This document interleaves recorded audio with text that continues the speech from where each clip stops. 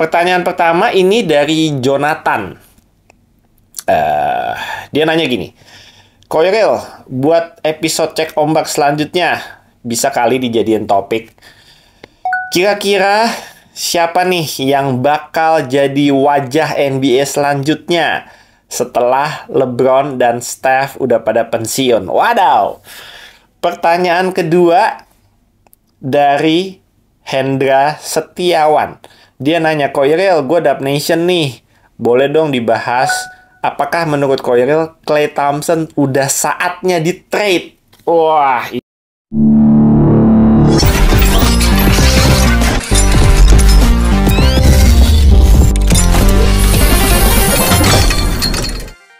ketemu lagi di Cek Ombak. Wah, udah lama nggak bikin Cek Ombak ya. Tadi tim gue ngingetin katanya, wah udah lama nih nggak bikin Cek Ombak. Jadi hari ini ada beberapa topik yang disiapkan sama tim gue. Gue juga belum tahu topiknya apa. Tapi akan kita bahas. Topiknya Cek Ombak udah pastinya general topiknya. Nggak spesifik pertandingan hari ini, highlights hari ini. Nggak. Kita bahas yang santai-santai aja. Tapi teman-teman jangan lupa tulis komen di episode Cek Ombak kali ini karena ada hadiah. Masing-masing pemenang akan dapat voucher berlangganan video platinum selama 1 bulan gratis, dan di setiap episode kita akan bagi 2 voucher. Jadi ada 2 pemenang yang beruntung yang masing-masing akan mendapatkan 1 voucher video platinum berlangganan selama 1 bulan gratis. Persembahan dari Video Spot. Caranya gampang, cuma perlu komen di episode Cek Ombak sesuai dengan topik yang kita bahas hari ini. So, tanpa perlu berpanjang-panjang, gue belum tahu topiknya apa, jadi kita langsung tanyakan. Topiknya apa aja? Let's go. Ada berapa topiknya? 2. 2 ya? Oke, kita gas 2, boleh. Jangan susah-susah nih hari ini nih. Awas saya kalau susah-susah nih. Udah hari Jumat soalnya. Hari Jumat harinya santai, nggak mau pikir yang ribet-ribet. Oke, kita cek ya. Mana? Oh, ini. Ya, mata gue udah payah banget ya. Ini kalau ngeliat handphone, gue udah mesti begini nih. Udah mesti dari jarak jauh, gue udah nggak bisa lihat deket, pen. Kalau udah nggak bisa. Mesti jauh, maklum. Ada plusnya udah. Pertanyaan pertama ini dari Jonathan. Dia nanya gini, Koiril, buat episode cek ombak selanjutnya bisa kali dijadiin topik. Kira-kira siapa nih yang bakal jadi wajah NBA selanjutnya setelah LeBron dan Steph udah pada pensiun? Wadaw. Pertanyaan kedua dari Hendra Setiawan. Dia nanya, Koiril, gue Dub Nation nih. Boleh dong dibahas, apakah menurut Koiril Klay Thompson udah saatnya di trade? Wah, ini bukan pertama kalinya nih gue mendengar pertanyaan kayak gini nih. Oh, berat nih topiknya nih. Wah, ngerjain gue nih. Oke lah, nggak apa-apa. Pertama kita bahas yang dari Jonathan dulu. Jonathan nanya nih, siapa yang bakal jadi wajah NBA selanjutnya kalau LeBron dan Steph udah pada pensiun? Iya ya, gokil ya. LeBron udah 39, Steph 35. Ya, Steph masih lumayan lama sih. 4 tahun lagi, 5 tahun lagi. Bisa lah Steph sampai umur 40 ya, tanggung ya. Sepi men kalau nggak ada Steph. Jangan cepet-cepet pensiun ya Steph ya. Mudah-mudahan nggak cedera yang aneh-aneh. Karirnya bisa sampai umur 40. Kalau LeBron ini udah 39 nih. Dia tinggal nungguin anaknya doang nih, Bronny ini. Shout out buat Bronny ya.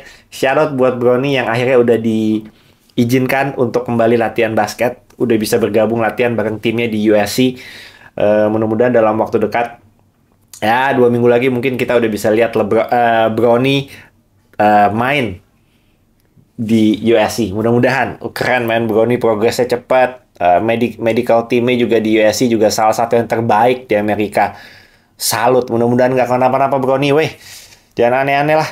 Oke, ke topiknya. Siapa yang bakal menjadi wajah NBA? Waduh, ini kalau ngomongin wajah nggak main-main bro. Nggak main-main. Gue mau bilang nggak ada. Tapi gue harus jawab kan pertanyaannya kan. Jawabannya nggak ada sebenarnya. Belum ada. Tapi gini. Mungkin gue ngomongin garis besarnya dulu aja. Kalau kita berbicara tentang siapa yang bakal jadi wajah NBA. Wajah NBA itu adalah representatifnya NBA gitu ya. Yang istilahnya brand ambasadornya lah. Brand ambasador nomor 1-nya NBA. Siapa yang bisa menggantikan LeBron saat ini dan untuk tahun-tahun mendatang. Satu hal yang gue tahu pasti adalah wajah NBA itu nggak mungkin orang yang non-American. Nggak mungkin. FIBA kemarin juaranya udah tim Eropa. Negara Eropa. Jerman yang juara. Amerika udah kalah. Pemain-pemain yang menjadi langganan buat calon MVP setiap musimnya itu pemain-pemain yang dari non-Amerika. Luka Doncic, Joel Embiid, Nikola Jokic. tiba-tiba blank. Nikola Jokic, si joki kuda. Giannis Antetokounmpo dari Yunani. Itu bukan dari Amerika. Jadi NBA ini lagi di fase di mana pemain-pemain Eropa itu menguasai NBA gitu loh. Dan kebetulan yang jago-jagonya banyak gitu. Kalau dulu-dulu kan yang jago-jagonya kan nggak terlalu banyak ya. Paling siapa sih? Dirk Nowitzki, ada Tony Parker misalnya, ada yang pemain muda yang diharapkan jadi jadi jago banget dan punya hype yang gede banget. Waktu itu ada Ricky Rubio tuh sempat. Jadi menurut gue makin kesini itu ada Pau Gasol. Tapi kita ngomongin yang saat ini deh. Saat ini tuh banyak banget yang jago tapi dari non-American gitu. Luka Doncic, Joel Embiid, Nikola Jokic, Giannis Antetokounmpo. Sekarang yang baru-baru lagi Victor Wembanyama itu dari Perancis juga. Bahkan gue bisa ngomong sampai pemain-pemain kayak Franz Wagner juga itu bukan dari Amerika. Kemarin MVP-nya pas lagi FIBA, Dennis Schroeder itu dari Jerman gitu. Jadi kalau ngomongin wajah, kita mesti cari yang dari Amerika, mau nggak mau. Kita mesti cari the next LeBron-nya, gitu loh. Which is bukan Luka Doncic, bukan. Bukan Giannis, bukan. Bukan Jokic, apalagi bukan. Bukan Embiid, apalagi bukan. Udah bukan pokoknya. Kita harus cari pemain Amerika yang bisa dipoles untuk menjadi ikonnya NBA, menjadi wajahnya NBA. NBA itu menurut gue sudah pernah mencoba untuk ngedandanin Jamoran. Udah dikasih panggung tuh di 1 tahun penuh. Highlightsnya semua di IG feeds-nya isinya Jamoran semua. Jamoran diharapkan untuk bisa satu saat menjadi wajahnya NBA. Itu paling tidak sudah dicoba.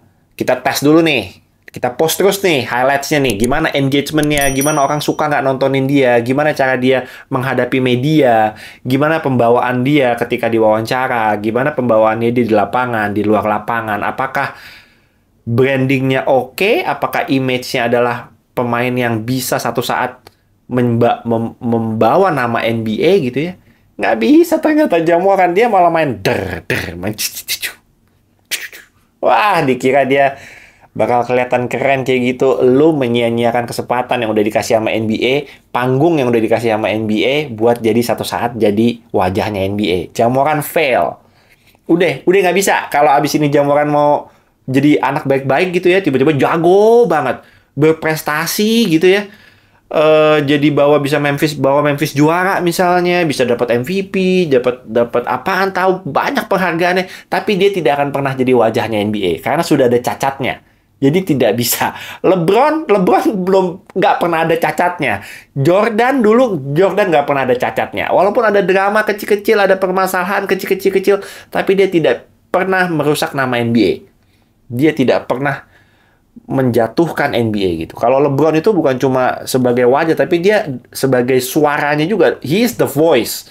Kayak kemarin pas COVID gitu ya, ketika NBA lagi pusing nih, kita mau mulai liga lagi apa enggak nih? Mau stop terus apa kita main nih? Kalau LeBron bilang main itu NBA. Langsung detik itu main langsung. Semua siap-siap. LeBron udah bilang main. Ayo siapin semua. Main langsung udah. Jadi se-powerful itu LeBron.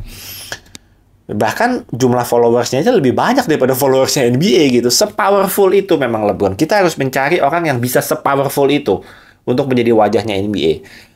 Sekarang sih belum ada. Gua kalaupun harus memilih ada 2 nama. Nah, jangan chat belum lah chat enggak. Ada 2 nama yang pemain Amerika yang menurut gue kalau mau didandanin track recordnya bagus, satu saat mungkin bisa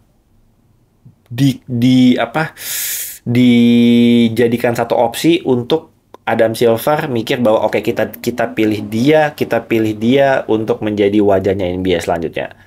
Nama yang pertama adalah Jason Tatum. Jason Tatum udah juara? Belum juara. Tapi dia nggak pernah aneh-aneh. Di lapangan nggak aneh-aneh, di luar lapangan fine-fine aja. Dia sama anaknya, si Juice itu bisa jadi konten itu. Itu nunjukin kalau dia sebagai family man oke. Di lapangan nggak aneh-aneh. Di luar lapangan nggak aneh-aneh. Gayanya keren, fashionnya keren. Pembawaannya ke media menurut gue nggak ada masalah. Jadi itu satu, Jason Tatum. Nggak, gue nggak bilang Shea kok. Gue nggak bilang Shea. Yang kedua, itu adalah Anthony Edwards. Nggak tahu kenapa, dari sejak musim lalu, gue udah bilang, gue feeling bahwa Anthony Edwards, kalau didandanin, dipoles, baik cara pembawaannya dia menghadapi media, brandingannya dia sebagai pemain yang nggak pernah punya masalah, appearance-nya dia, karisma. Gue dari tadi belum ngomongin karisma. Yang bisa menjadi wajah NBA itu harus karismatik, itu harus punya karisma. Kobe tuh punya karisma, LeBron punya karisma, MJ punya karisma. Karisma itu sangat-sangat penting untuk menjadi wajah NBA. Bukan skill doang, skill mah yang jago banyak, yang jago mah banyak. Nanti ke depannya yang jago-jago tambah banyak lagi. Tapi karisma, itulah yang membedakan siapapun yang nanti menjadi wajah NBA dengan pemain-pemain yang lain. Karena dia punya karisma. Tatum menurut gue punya karisma. Anthony Edwards menurut gue dia punya karisma. Nggak tahu kenapa gue kalau ngeliat dia, gue segen aja walaupun dia masih muda gitu ya. Tapi dia menunjukkan di lapangan kalau dia punya karisma, di luar lapangan juga dia punya karisma. Walaupun belum di level yang gimana-gimana banget gitu. Enggak, dia juga masih muda lah. Ini ngomongin jangka panjang. Kalau LeBron udah nggak ada, Steph udah nggak ada. Jadi dua nama itu kalau gue, Jason Tatum sama Anthony Edwards. Kalau menurut gue itu. Tapi masih panjang lah. Teman-teman silahkan berkomentar di kolom komen. Siapa yang menurut kalian sudah ada bayangan? Ini gue yakin banyak yang bilang belum ada. Banyak pasti yang bilang belum ada. Tapi paling tidak kalau kalian harus menyebut nama, paling tidak sebutin satu gitu ya. Siapa yang menurut kalian ada cikal bakal satu saat bakal jadi wajah NBA setelah si pemain-pemain dari Akron, Ohio ini udah pada pensiun nih. LeBron, Steph, dan lain-lain, KD. Ya, siapa ya? Ya, gue dua itu deh. Tatum sama Ant-Man.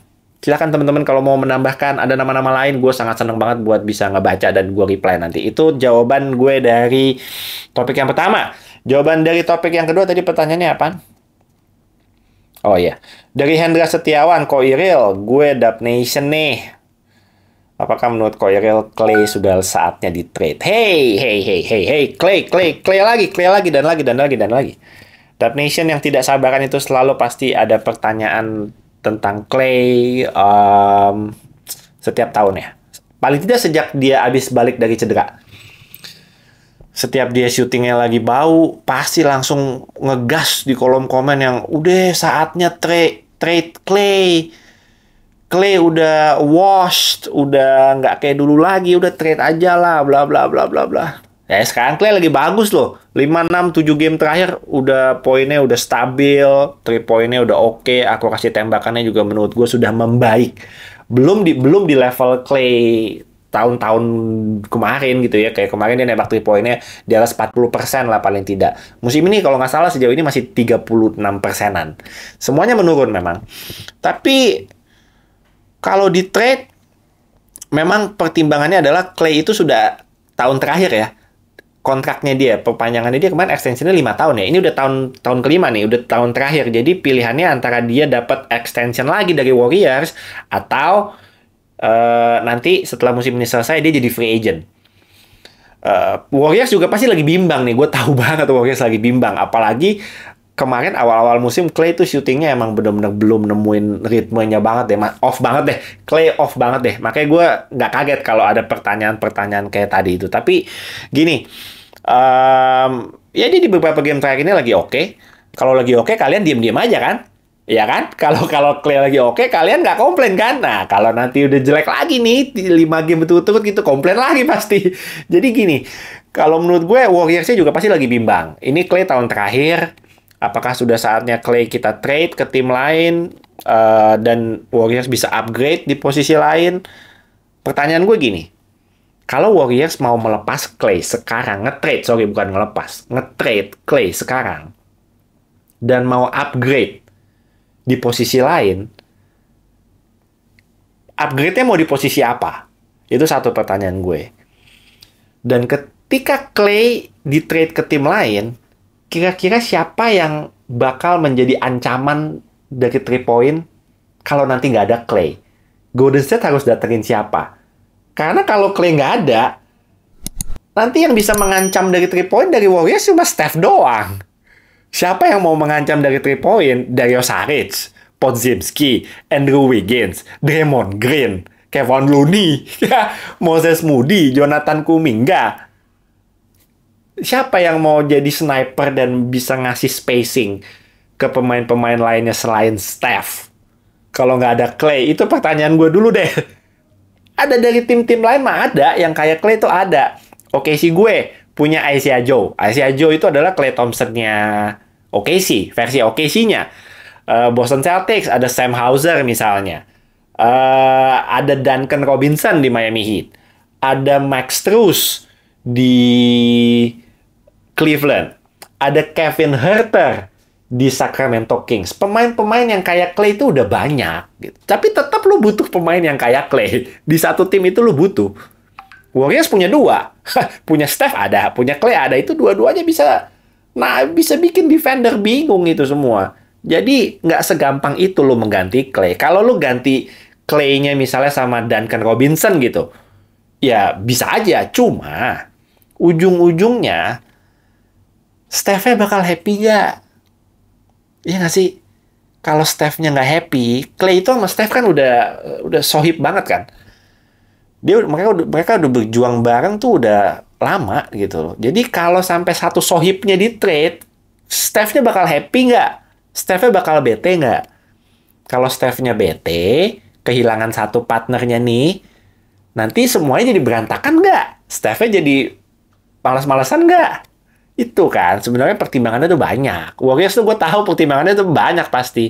Gimana kalau Klay di trade, tiba-tiba Steph-nya bete, Draymond-nya bete, kita malah tambah merembet kemana-mana berantakannya. Udah deh, kita keep aja Klay deh. Udah jadi apa-apain deh. Kita kasih aja extension, kita perpanjang lagi deh kontraknya.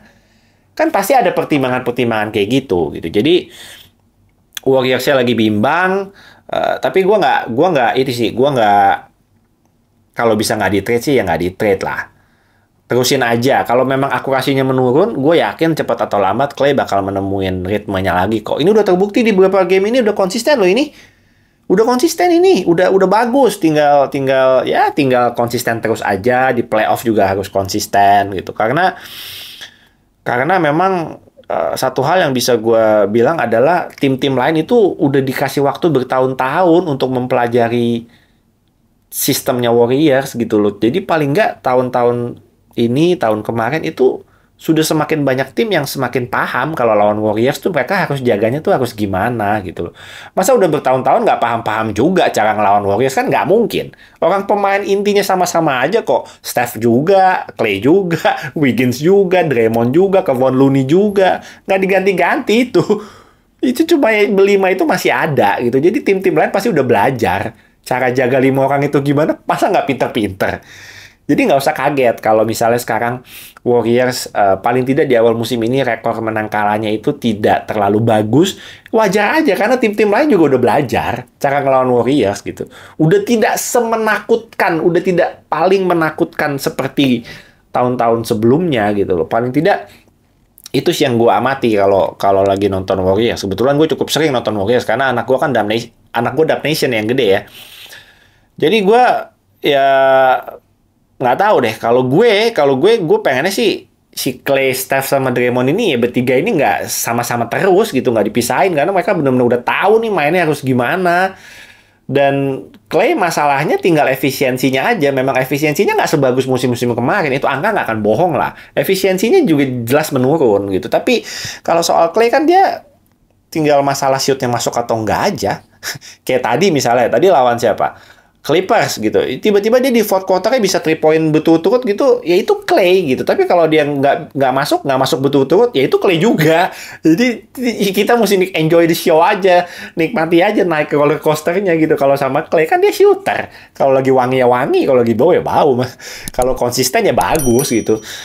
Itu sih kalau dari gue, tapi terserah kalau teman-teman punya pendapat lain di kolom komen. Udah saatnya kah Clay di trade, dan kalau mau di trade mau upgrade-nya dapat apa? Warriors mau pilih upgrade di posisi apa?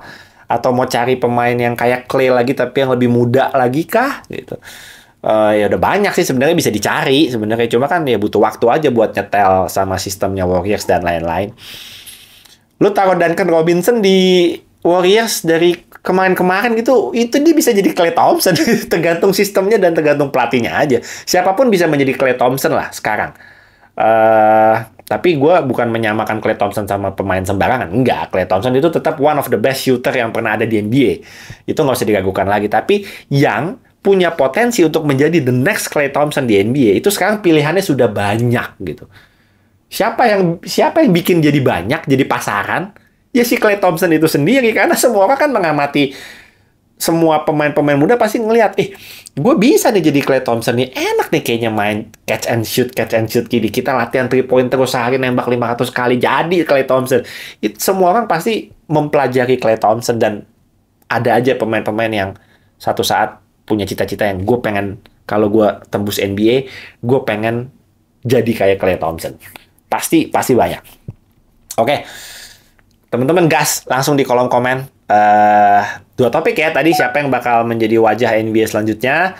Yang kedua adalah apakah Klay Thompson sudah saatnya untuk di-trade atau tidak. Tentukan pilihan kalian. Gas di kolom komen.